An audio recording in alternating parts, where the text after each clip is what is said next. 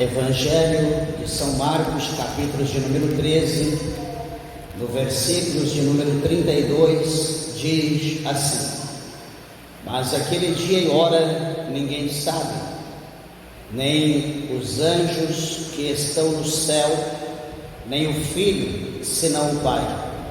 Olhai, vigiai e orai, porque não sabeis quando chegará o tempo. É como se um homem, partindo para fora da terra, deixasse a sua casa e desse autoridade aos seus servos, e a cada um a sua obra, e mandasse ao porteiro que vigiasse. Vigiai, pois, porque não sabeis quando virá o Senhor da casa, se à tarde, se à meia-noite, se ao cantar do galo, se pela manhã, para que, vindo de improviso, não vos ache dormindo. E as coisas que vos digo-as a todos: vigiai. Amém? Levante a tua mão ao céu, a tua Bíblia, vamos orar. Peça para que Deus, o Senhor, fale conosco. Maravilhoso Deus e maravilhoso Pai, Senhor Todo-Poderoso, Criador dos céus e da terra, meu Deus, nós louvamos e exaltamos o Senhor e agradecemos pela oportunidade de aqui estarmos. Meu Deus, obrigado pela tua presença, pelo teu Espírito Santo, obrigado pela comunhão, meu Deus, obrigado, Senhor, por tudo quanto o Senhor tem nos proporcionado neste lugar. Meu Deus e meu Pai, trabalha de uma maneira gloriosa e especial, visitando, meu Deus, o coração de cada servo, de cada serva, meu Deus, o coração da igreja do Senhor, trabalha de uma maneira especial, de uma maneira gloriosa. Fala, Senhor, comigo, fala conosco, pois eu te peço, meu Pai, nesta noite, em nome de Jesus Cristo, tira os impedimentos e nos abençoa para a glória de Deus, nosso Pai. Amém, Jesus. Amém. Podeis assentar, meus irmãos, desocupe vossas mãos e dê uma salva de palmas bem alegre para Jesus. Graças a Deus, louvado seja o nome do Senhor. Meus irmãos, peço, por favor, toda a atenção, toda a reverência à palavra de Deus, e creio que Jesus tem algo aqui para nós por intermédio dessa palavra. Amados irmãos, aqui o Senhor Jesus, ele fala por intermédio do Evangelho de São Marcos acerca da igreja de Deus, ela permanecer na vigilância. E permanecer na vigilância significa permanecer atento ou atenta a todos os acontecimentos.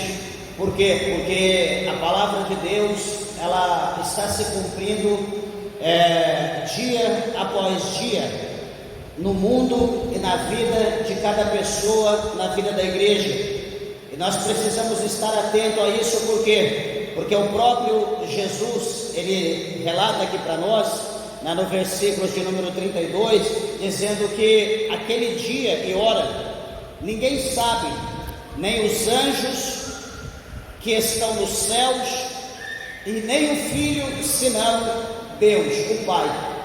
Então veja que quando ele está dizendo aquele dia, ele está dizendo acerca do dia do seu retorno, acerca do dia do arrebatamento da igreja, acerca do arrebatamento do povo de Deus, daqueles que esperam a vinda do Senhor.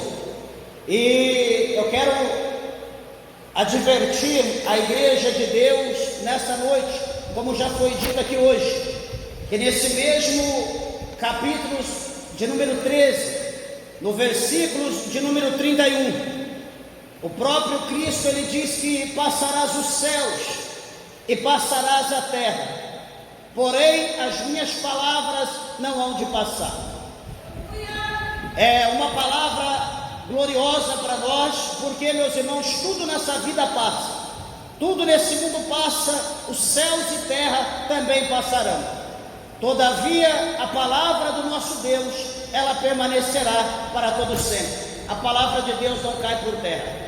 Meus irmãos, vejam aqui que quando Jesus está dizendo que o dia, a hora, ninguém sabe, ele está dizendo ninguém. Ele está dizendo que nem os seres celestiais que estão nos céus, os santos anjos, os serafins, os querubins, e ele se coloca ele mesmo como o próprio Filho de Deus, também não sabe o dia, mas ele está dizendo que unicamente o Pai, unicamente é Deus, ele é o único que sabe.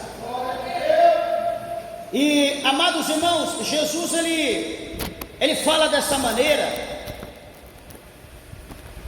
que o dia ninguém sabe, porque observa, se Jesus ele dissesse que ele iria vir tal dia, de tal mês, de tal ano, em tal hora, eu pergunto, quem iria aceitar Jesus e quem iria temer Jesus, sabendo que ele viria daqui 1000 anos, daqui um século, daqui uma década? Imagina como estaria o mundo.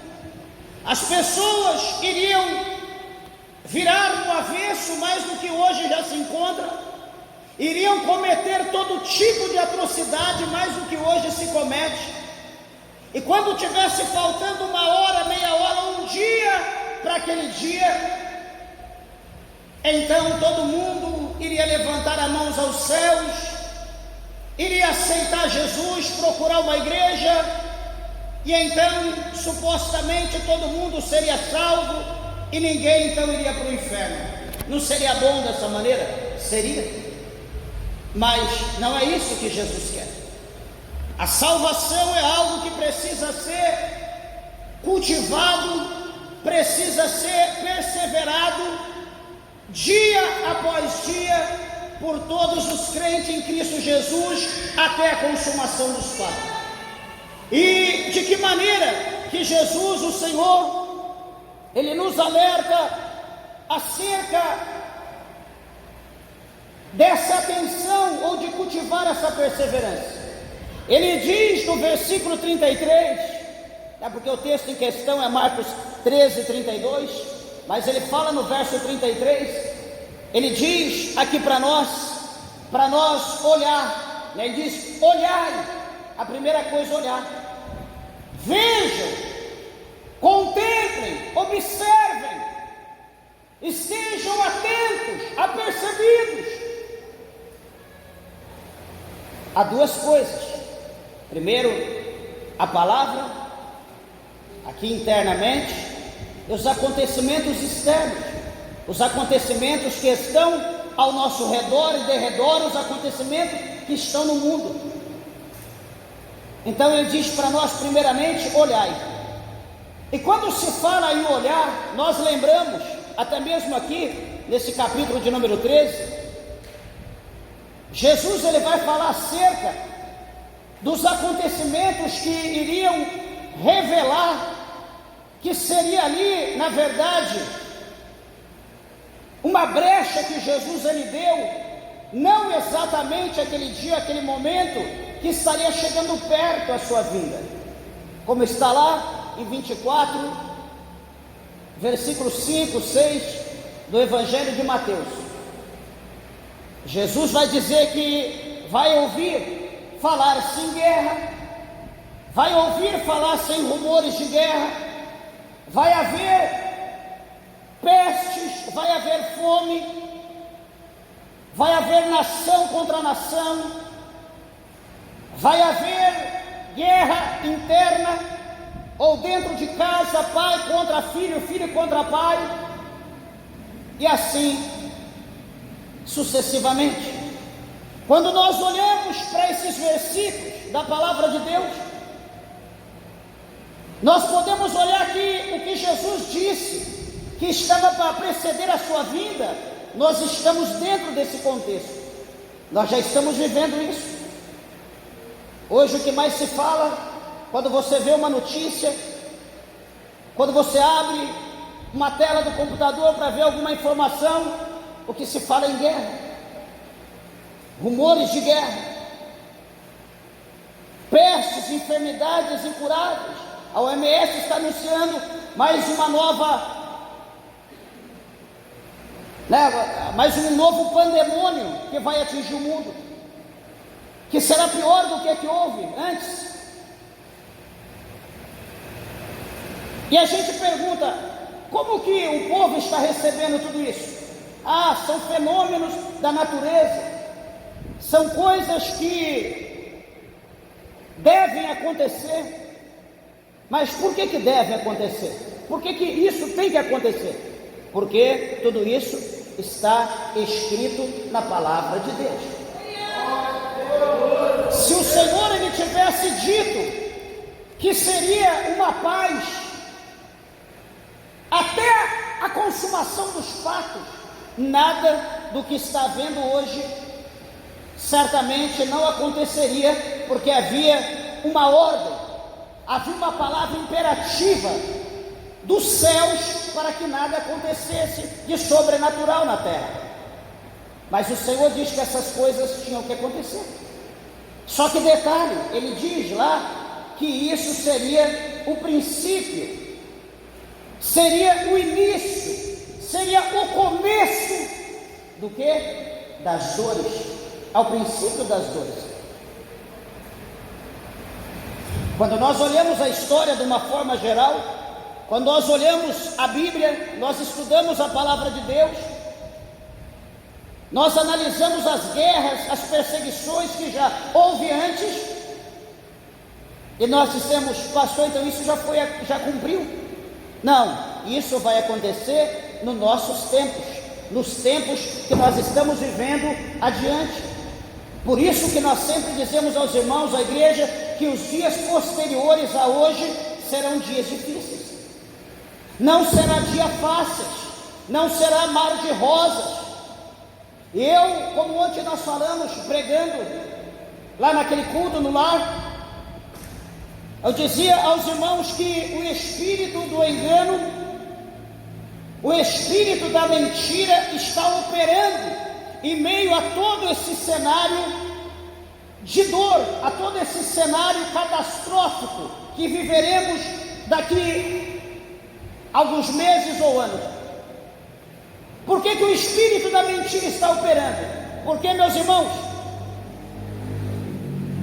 nós pegar o microfone, pegar a Bíblia e deixar de ensinar a verdade, nós vamos estar ensinando a mentira. É impossível falar a mentira desde que as pessoas não conheçam a verdade. Nós vamos falar que é mentira uma coisa, usando aquela mentira, dizendo que é verdade, porque você não conhece a verdade. Hoje as pessoas não gostam, não querem ler a Bíblia. As pessoas preferem compartilhar um desenho, uma fotinha, preferem compartilhar uma frase, um pensamento, do que estudar a palavra de Deus. E deixa eu dizer uma coisa, que um desenho, uma foto, um pensamento, ela não vai transformar a vida de ninguém. Palavras de autoajuda não vai transformar a vida de ninguém. Palavras de autoajuda não vai libertar ninguém. Eu estou dizendo libertar, ou alguém pode pensar libertar do quê? Eu estou dizendo libertar do mundo pecaminoso, libertar das garras do diabo, libertar do pecado que não está longe, que não está perto, mas o pecado que Paulo falou, que ele habita, que ele mora dentro de nós.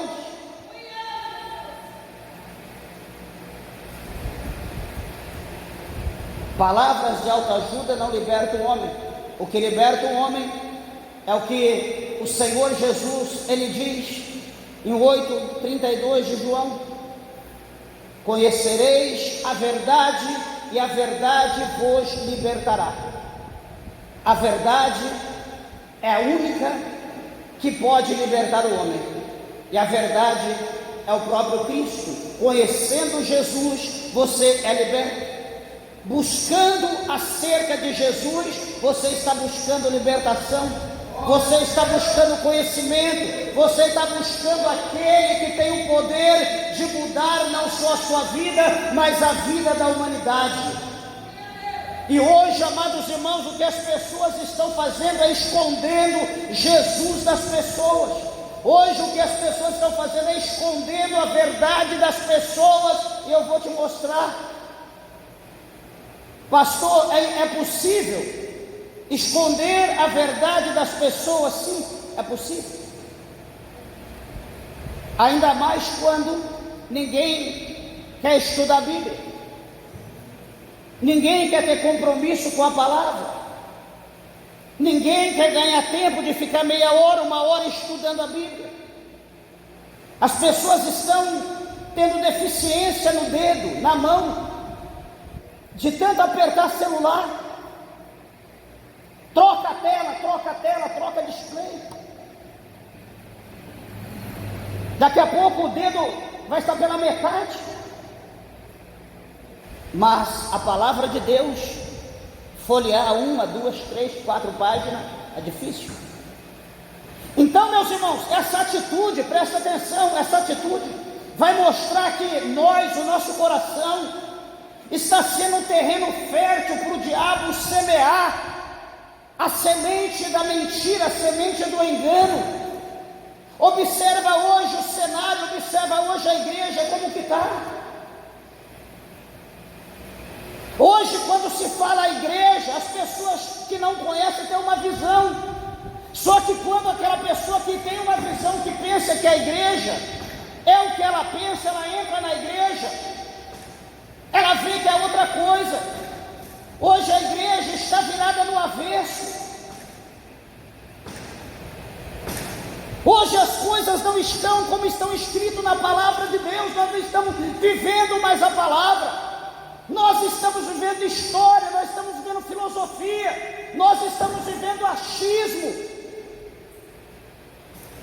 Porque eu acho, porque eu penso. Meus irmãos, é o que está escrito aqui, não é o que eu penso, não é o que eu acho, é o que está aqui e acabou.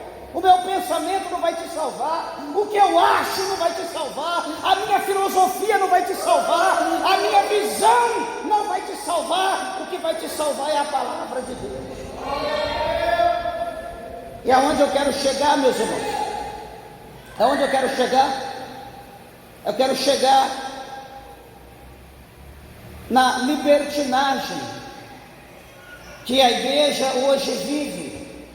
Pastor, o senhor falou errado, é liberdade. Não, eu estou falando libertinagem. As pessoas dizem que é liberdade, mas a igreja não está vivendo liberdade, a igreja está vivendo a libertinagem. É diferente. Por quê? Porque a igreja está presa no mundo. A igreja está presa nos ditames do mundo, nos ditames da novela, nos ditames dos filmes, nos ditames das modelos, no ditame das influências de sair na mídia. A moda do mundo está dentro da igreja. O apóstolo Paulo, ele fala no capítulo 11 de 1 Coríntios que a igreja de Deus não tem tal hábito, a igreja de Deus não tem esses costumes. Só que, como Paulo falou, quem dá crédito à pregação? Quem dá crédito? Pastor, meu corpo, minha regra. Pastor, eu faço o que eu quero. Tudo bem, só que com o teu pensamento você não vai para o céu. Eu te digo uma coisa, você está perdendo tempo dentro da igreja.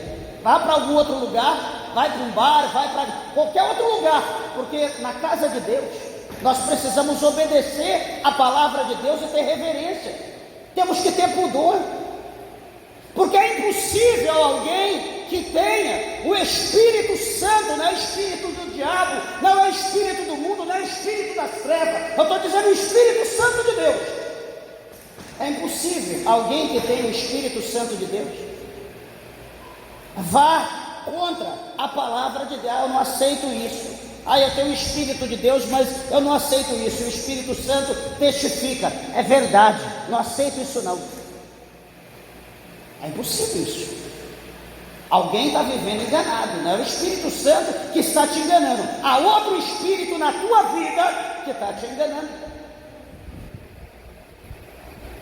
E veja que Jesus, ele fala aqui nesse verso 33, do capítulo 13 de Marcos, ele diz para nós olhar.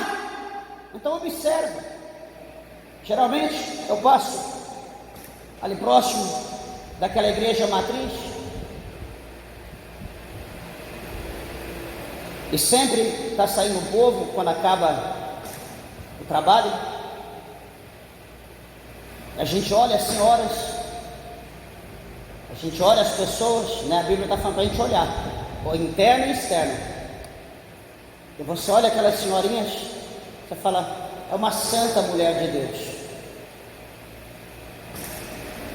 Só que, se você for conhecer o coração, o que passa na mente, o que tem em casa, você vai ver que é uma santa, só falta ser esculpida, canonizada. É uma exímil adoradora de imagem. Só que o que eu quero dizer, a postura, a aparência que nós temos, primeiramente, é que é uma crente pentecostal, com roupa, com pudor, vestidos longos, saias, não blusa decotada, curta, coisas que você olha, você fala, realmente é uma crente, mas não é. E depois então, você para ali do outro lado da rua, está a igreja pentecostal, e você fica lá no carro ou na moto, espera o povo sair depois que acaba o culto, e você olha hoje os crentes saindo da igreja, você fala, não, está errado, o valor está invertido. O que está acontecendo? Eu pergunto, a culpa está nas pessoas? Não, a culpa está em nós, a culpa está em mim, a culpa está na direção da igreja, que não ensina, que tem medo. Ah não, porque se eu pregar, as pessoas não vão vir na igreja. Se eu pregar contra o pecado, se eu pregar contra a televisão, se eu pregar contra a política, se eu pregar contra o aborto, o homossexualismo, o lesbianismo, as pessoas não vão vir na igreja. Meus irmãos, o que adianta nós termos uma igreja cheia de demônio? O que adianta nós termos uma igreja cheia de tranqueira e a certeza que todo mundo vai para o inferno? Olha para a palavra de Deus, lá no capítulo de número 6 do Evangelho de João, quando o Senhor Jesus ele está pregando a palavra de Deus, quando ele está falando acerca que a sua carne é comida, ele está pregando dizendo que o seu sangue é bebida. Aquele que come da minha carne, aquele que bebe do meu sangue, esse tem a vida eterna, eu ressuscitarei naquele último dia. Quando Jesus está pregando essa palavra, quando você lê alguns versículos anteriores, o povo estava numa euforia, naquela entusiasmo, naquela euforia de navio negreiro, gritando que Jesus era o rei, que era aquele que era o rei. Eles queriam coroá-lo, porque Jesus abençoou eles com comida, Jesus fez milagre, encher a barriga. Esse é o homem, é esse o homem que nós queremos. Mas quando Jesus começou a pregar,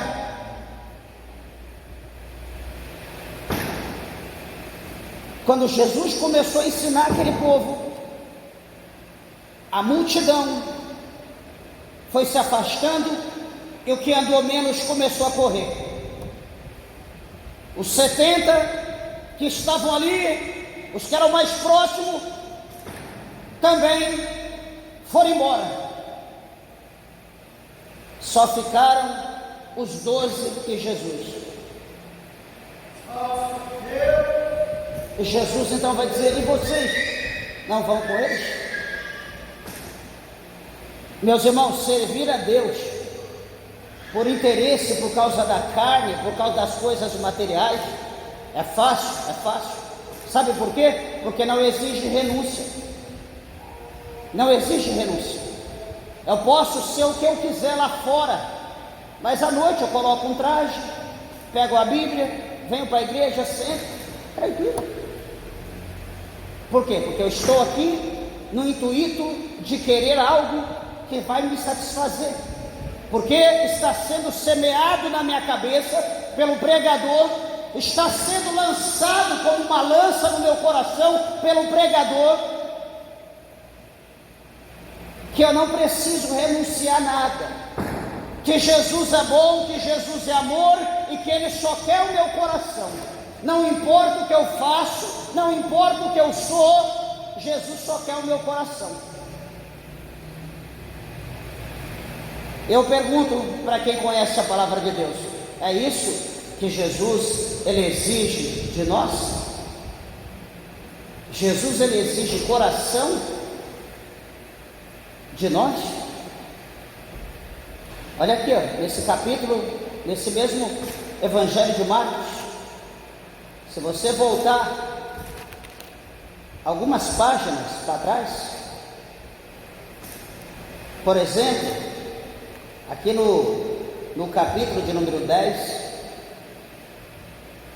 aqueles que pensam ou que acham que Jesus é algum cardiologista que ama coração, que estuda o coração, que ele tem uma paixão por coração.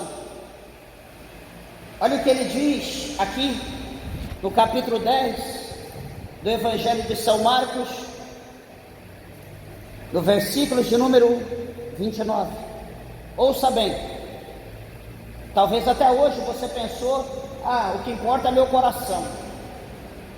Jesus diz no verso 29 do capítulo 10: Jesus respondendo disse: em verdade vos digo, meus irmãos, perdão, desculpa, não é o verso 10 não, desculpa, é capítulo 7, versículo 21, perdão, 7, 21, do mesmo Evangelho de Marcos. Jesus diz bem assim: porque do interior, ou seja, lá de dentro do coração dos homens, saem os maus pensamentos, os adultérios, as prostituições,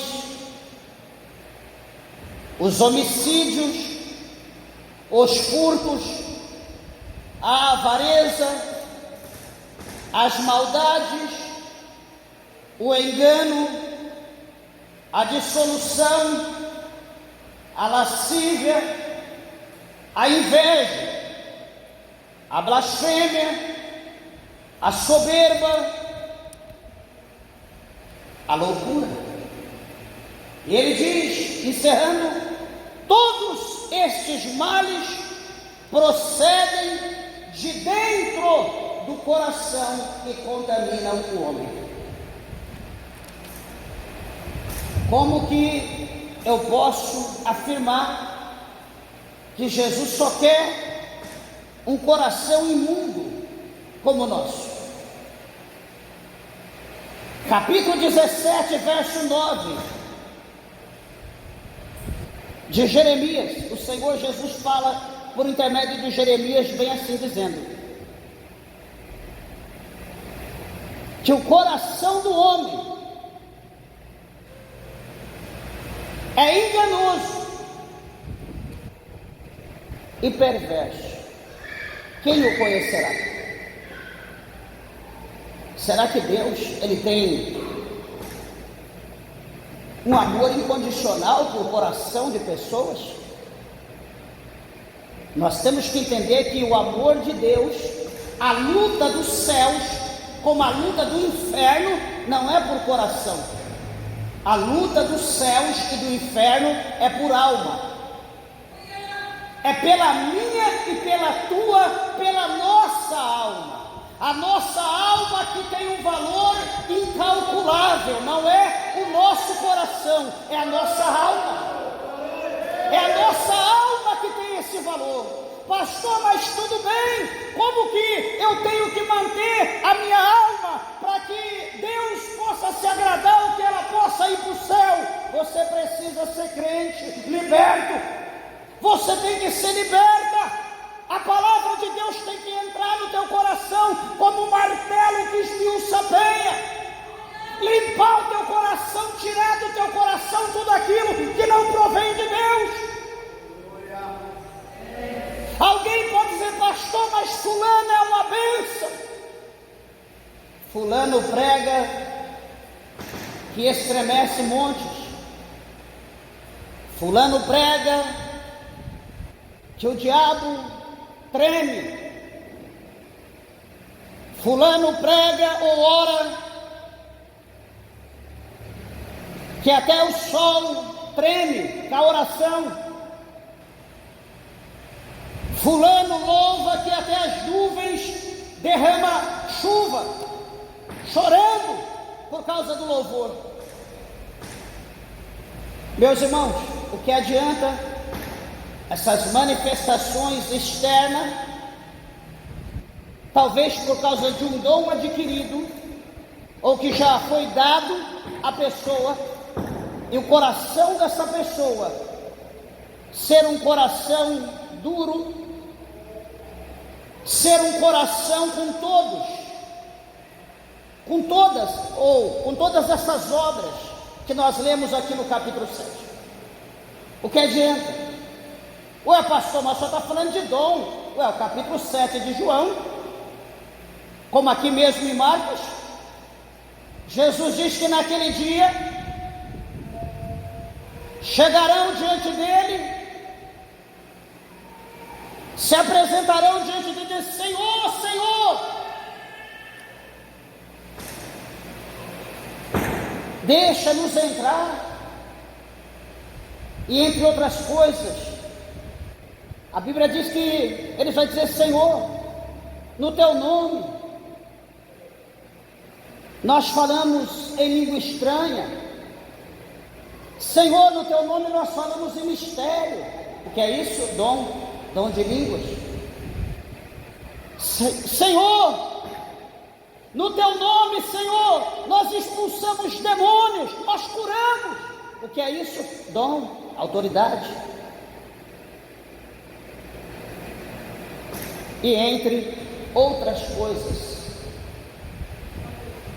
Jesus vai dizer a eles: apartai-vos de mim, maldito, que eu nunca vos conheci. Pessoas com dom que se gaba porque tem dons, e por causa do dom vira no avesso, apronta, faz tudo quanto é coisa errada, mas Deus está me usando, Deus está operando, e está aprontando, está errando, mas Deus está me usando. Almas estão se achegando a Deus, está aprontando, virando no avesso, mas Deus está batizando com o Espírito Santo. Eu estou colocando a mão, o Senhor está batizando. Que bênção! Meus irmãos, como eu falei, 17 e 9 de Jeremias, como o coração é enganoso, como as pessoas se deixam enganar por causa do seu coração. Deus está usando. Não é que Deus está usando, você tem o dom. Você tem o dom. E se você tem o dom, as coisas vão acontecer. Só que detalhe, a Bíblia mostra, acabei de falar, que dom não vai salvar ninguém. Dom não salva ninguém, tenha certeza disso. O que adianta você ter dom, você fazer a obra, você pregar, dezenas, centenas, milhares de pessoas no decorrer da sua vida aceitar Jesus, se achegar a Jesus, e você, cada dia, ou por intermédio de cada alma que se achegue a Deus, você vai se aprofundando mais ao inferno, e aquelas vidas se achegando mais a Deus. O que adianta? Qual é o prazer?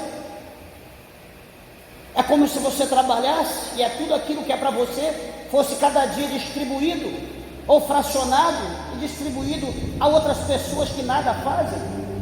Que prazer tem nisso? Nenhum. É que eu falo, o nosso coração nos engana. O primeiro ponto aqui, o Senhor está dizendo para vigiar. O segundo, para olhar. O segundo, No capítulo 13 de Marcos, no versículo 33, ele diz para vigiar, né? Olhai, vigiai e orai. O segundo ele diz para nós vigiar. É como diz nas cartas do apóstolo São Pedro, ou melhor, nas missivas dita por Pedro ou escrita por ele, quando ele diz que o Senhor Jesus, ele virá como um ladrão de noite. Pastor, como assim, meus irmãos? Porque está dizendo, o Senhor virá como um ladrão de noite. O que nós fazemos à noite? À noite nós dormimos. À noite nós desligamos tudo, trancamos tudo, entramos no nosso aposento, fechamos a porta, oramos a Deus, e então, Senhor, dê a nós o sono do justo. E dormimos a noite toda sem se preocupar. Não ouvimos cachorro latir, não ouvimos ninguém buzinar na rua, não ouvimos barulho de nada, porque nós estamos dormindo. Só que a palavra diz, vigiai, porque o Filho do Homem, ele virá como ladrão de noite. Por que como ladrão de noite? Todo mundo dormindo, todo mundo em paz, ninguém está acordado. Então é o momento oportuno para o ladrão pular um muro, enfim, usar estratégia e descer dentro do quintal, abrir uma janela, abrir uma porta e então furtar tudo aquilo que lhe convém. Às vezes não precisa nem acordar o dono da casa. E assim então ele vai embora, fecha a porta, a janela, e de repente você acorda de manhã, não viu nada, não ouviu nada, e você só vai sentir falta dos seus bens. Jesus, ele virá dessa forma. Pastor, ele vai vir à noite, então eu não vou dormir mais, eu vou ficar acordado. Não. Quando diz que ele virá à noite, como um ladrão à noite, a Bíblia está mostrando para nós que Jesus vai vir uma hora que nós estivermos desapercebidos, a hora que nós estivermos desatentos, a hora que nós estivermos ocupados com alguma coisa que não chame, que não tire a atenção daquela coisa para olhar para o céu. Aquilo que nós estamos fazendo é mais importante do que estar atento em Jesus. Ele vai vir no momento em que nós não esperamos, no momento que nós estamos fazendo alguma coisa talvez tão importante para nós que nós não lembramos de nada, estamos focados naquilo, como por exemplo na hora do nosso trabalho. Na verdade, quem está ali no trabalho concentrado, que vai ficar pensando nas dívidas, que vai ficar pensando na esposa, no esposo, por mais que tenha uma foto ali na mesa, no escritório, mas ele está trabalhando, ele está concentrado. O foco dele é resolver o problema, aquilo que lhe cabe. Então, essa pessoa é uma presa fácil para a volta de Jesus, ele está desapercebido. Aquele que teme a Deus, que serve o Senhor, que à noite ele está na igreja, mas de dia ele é outra pessoa. De noite ele está na igreja dando glória, de dia ele bebe, de dia ele joga bola, de dia ele joga jogo do bicho, de dia ele faz, vira no avesso, mas à noite ele é crente. Esses são alvos fáceis, que estão sendo tentados pelo diabo, para que quando Jesus voltar ele fique, ele não suba. A nossa atenção, meus irmãos, não pode ser desviada um minuto sequer do reino dos céus. O nome do Senhor precisa ser glorificado na nossa vida em todo tempo. O outro ponto aqui que Jesus ele diz para nós, né, olhai, vigiai, e o segundo é orai, aliás, o terceiro é orai, porque não sabeis quando chegará o tempo. Orar aqui não é estar no trabalho, não é estar no negócio de joelho. Senhor, eu estou aqui trabalhando, eu estou de joelho, estou trabalhando de joelho orando. Não, é estar com o pensamento voltado a Deus, é estar no espírito de oração, é estar ligado ao céu, atento, pedindo a graça de Deus, está em comunhão com o Senhor, está em comunhão com o céu. Paulo, ele fala no capítulo 5 da primeira carta aos Tessalonicenses, no verso 17, ele diz: orai sem cessar. É estar orando em todo o tempo, a nossa mente ocupada com os céus. Ah não, eu estou em casa hoje eu estou de folga. Hoje eu vou ver horóscopo, hoje eu vou ver a cor da minha roupa, hoje eu vou ver isso, como que está o meu relacionamento, como que está o amor, como que está a vida financeira. Manda fogo, manda para o inferno mesmo. Isso não é de Deus, meus irmãos. O crente, ele tem que estar ligado, ele é direcionado por Deus, ele é guiado pelo Senhor, ele é guiado por Deus. Quem direciona os nossos passos é o Espírito Santo. Está aqui lavando a louça, está em espírito de oração. Deus, guarda minha casa, guarda meus filhos, guarda meu esposo, guarda minha esposa, está dirigindo, está na estrada. Senhor, toma frente, guarda minha vida, livra o carro de estourar um pneu, né, de quebrar a barra de direção, livra do acidente, guarda minha casa, guarda minha família. Senhor, guarda o irmão fulano de tal, guarda não sei quem. É estar em oração constante. Pastor, mas será que? Será que não? Deus, ele ouve, Deus, ele responde, Deus, ele trabalha. Tudo é por fé, aquilo que não é por fé é pecado. Tem gente que nem na igreja ora, nem na igreja consegue orar. Meus irmãos, como viver sem orar? Como viver sem ter relacionamento com Deus? Como viver o cônjuge, o casamento, se não tem diálogo, se não há conversa? Como surge amor, se não há conversa, se não há diálogo? Se não há diálogo com Deus, se não há intimidade com Deus,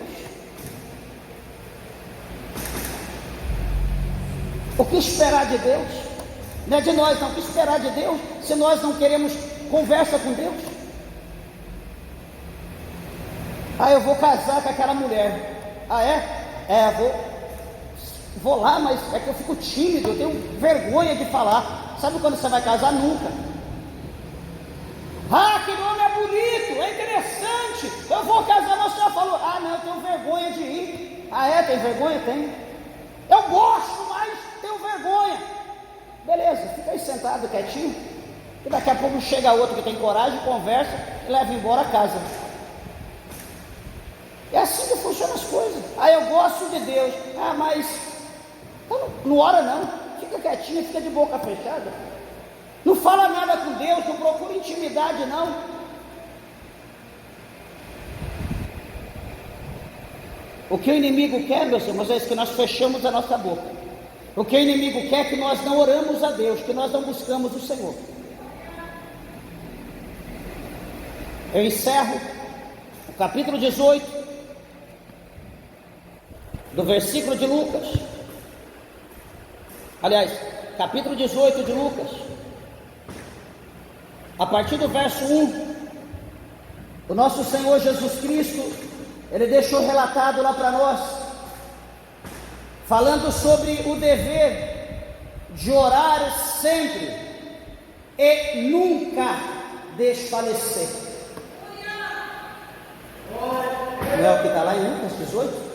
Sobre o dever de orar sempre, continuamente e nunca desfalecer. E aí ele vai falar a história. Por que não desfalecer? Por que não deixar de orar? Por que não deixar de perseverar? Aí ele vai falar o motivo da razão pela qual ele disse isso para os discípulos. Todo mundo conhece, mas deixa eu lembrar de novo. Havia uma cidade, Jesus vai falar acerca. Havia um juiz naquela cidade, porém o juiz era de coração duro, o juiz era um incrédulo, ele não temia Deus, não respeitava homem nenhum.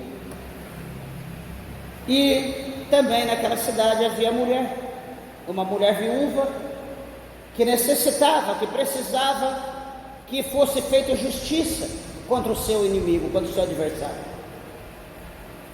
E o único que poderia fazer justiça a ela, entenda, o único que poderia fazer justiça àquela mulher era aquele juiz, com as más qualidades, com as qualidades que ela, sabendo, era pouco provável, quase nada de chance ela teria de ser atendida. Ela vai lá, bate, pede: Senhor juiz, faça justiça contra o meu adversário. O juiz fez? Não. Ela tentou de novo, tentou de novo, tentou mais um pouco, tentou. Aí ela parou porque não deu certo? Não, ela continuou tentando. A esperança era o juiz. Não havia outro, não tinha outro que poderia fazer o que ela queria. Ela continuou batendo, perseverando, dizendo: Senhor juiz, faça justiça contra o meu adversário. Senhor juiz, e batia, não sei quanto tempo. Jesus não estabeleceu o tempo, não sei quantos anos, sei lá se chegou a isso, mas um dia aquele juiz ficou importunado, um dia aquele juiz ficou incomodado, um dia aquele juiz disse: peraí, chega, vou fazer justiça a essa mulher para que ela não mais me importune. E o que aconteceu? A mulher foi abençoada, a mulher recebeu a vitória. Por quê? Porque ela importunou o juiz. Não foi porque o juiz é bom, não é porque o juiz teve pena, não. Ele ficou irritado, ele não aguentava mais ouvir a voz daquela mulher. Eu vou fazer justiça, chega, não quero vê-la mais, não quero ouvir a voz dela. Então ela recebeu o que ela necessitava. E hoje o que nós estamos fazendo? Vou na igreja, deixa eu pegar um voto. Faço 2, 3 dias de campanha. Jesus não agiu. Esse negócio não está com nada não, deixa eu ir embora. Meus irmãos, se fosse fácil assim, a Bíblia diz que o reino dos céus é tomado à força. A Bíblia diz que os homens fariam guerra para tomar os céus. Algum pensa que receber as coisas de Deus é como ir ali num barzinho, pegar uma moeda, colocar na maquininha, com a música que ele quer, sentar, pegar um copo de cerveja e ouvir a música que ele quer, tomando a cervejinha. Alguém pensa que as coisas de Deus é assim. Meus irmãos, não é assim não. O que você precisa, você tem que expor, tem que apresentar a Deus. Pastor, mas Deus não vê? Vê. Deus está vendo tudo, nada passa desapercebido dos olhos, nada, nem o nosso pensamento. Porém, nós temos que clamar a Ele, nós temos que pedir. É igual uma criança, um nenenzinho, se ele fica quietinho, com a boquinha fechada, brincando, a mãe ou o pai vai lembrar de dar comida para ele? Não, é uma boneca, vai lá, vai fazer as coisas e deixa a criança. Mas essa criança não é boba, o que ela vai fazer? Ela vai abrir o bocão, vai gritar sem dó. Daqui a pouco chega a mãe com a mamadeira, com a garrafa, com um pedaço de pão, com um bolo, com alguma coisa, com mamar. A criança vai até suar. Em tudo, meus irmãos, a gente observa, a gente aprende. Então por que a gente não pratica? Será essa preguiça? Será essa medo, se é vergonha? Mas eu peço aos irmãos, mediante essa palavra, tudo isso que eu falei aqui é um despertamento. Nós precisamos nos despertar, nós precisamos estar atentos, porque o escritor aos Hebreus, ele disse que o advento, né, aquele que há de vir, ele virá e ele não tardará, ele não vai tardar. Então, que nós estejamos preparados, atentos, olhando, que nós estejamos vigiando, que nós estejamos orando, perseverando, com a nossa vida no altar diante de Deus, deixando todo o embaraço, todo o pecado, tudo aquilo que nos prende, que nós despojamos de tudo isso, para nós vivermos uma vida plena na presença de Deus. Amém, meus irmãos? Para que quando Jesus chegar, nós tenhamos a surpresa, o privilégio de ouvir Jesus dizer: vinde, benditos de meu Pai, entrai no reino que foi preparado para vós desde a fundação do mundo. A nossa alma almeja ouvir Jesus falar dessa maneira. Então esteja atento, esteja com o teu ouvido apercebido, aguçado para ouvir a voz do Senhor. Amém, meus irmãos? Que Deus os abençoe. As horas se foram, as palmas bem alegres, exalta o nome do Senhor.